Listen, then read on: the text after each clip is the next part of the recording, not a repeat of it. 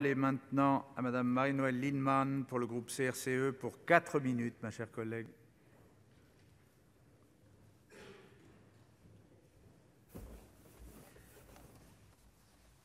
Oui, chers collègues, nous arrivons au bout de ce débat sur le CESE et nous pouvons constater que sur les points clés, essentiels pour nous, qui avaient été débattus, soit votés par le Sénat, soit sur lesquels nous avions fait des amendements, n'ont pas été pris en compte par l'Assemblée nationale et qu'une recherche de compromis dans certains sujets clés n'a pas pu se concrétiser.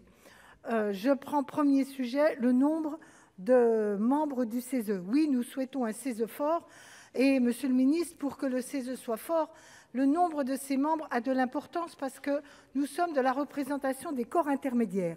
Et si on veut que l'ensemble des corps intermédiaires, ou en tout cas une grande diversité de ce qu'ils représentent, et sur nos territoires et dans leur champ d'intervention, puissent s'exprimer et trouver leur place dans le CESE, réduire le nombre de postes va à l'encontre. Ça va à l'encontre parce qu'on le voit bien, non seulement nous avions approuvé la proposition du Sénat de supprimer les postes de personnalités qualifiées et de garder les représentants des organisations représentatives, mais là, vous allez au-delà. Nous proposions d'aller au prorata, de garder le même nombre de membres. Jamais une assemblée n'est paralysée au CESE par le nombre de ses votants. Ce n'est pas vrai, surtout quand vous êtes consultatif. Mais surtout, là, vous allez avoir une réduction de cette diversité et qui va toucher en particulier ce qu'on appelle les petits groupes qui étaient déjà assez peu nombreux, normal parce qu'ils ne sont pas non plus, et qui vont être à l'état de trace.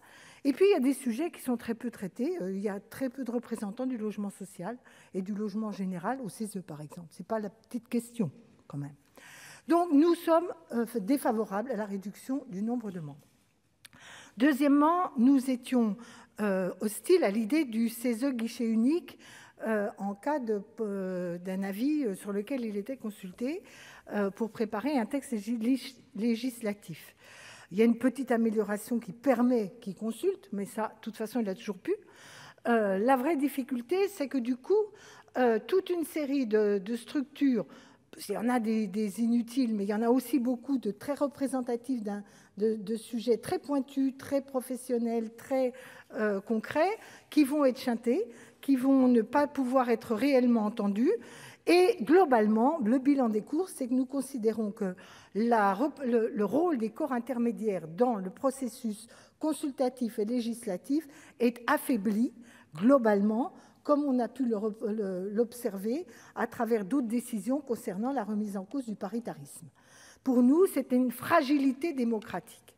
Nous, en revanche, à la différence de nos collègues des Républicains et de la droite du Sénat, nous sommes favorables à ce que j'appelle l'implication, l'intrusion citoyenne dans le phénomène, dans le moment démocratique, notamment consultatif.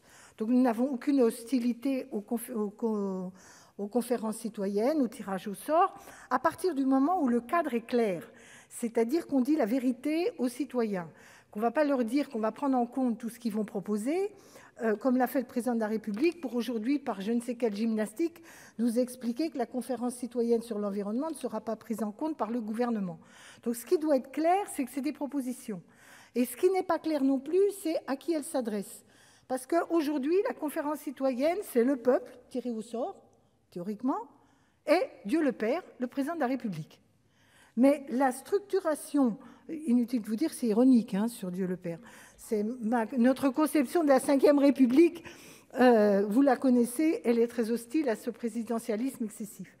Donc en tout cas, il eût été nécessaire de bien consacrer l'obligation de donner une réponse à la conférence citoyenne s'agissant de l'exécutif et la transmission et le dialogue organisé entre le Parlement et cette conférence citoyenne, car si on associe les citoyens, ce n'est pas pour forcément leur donner raison, mais pour leur donner un droit de réponse construit, argumenté, pour savoir ce truc.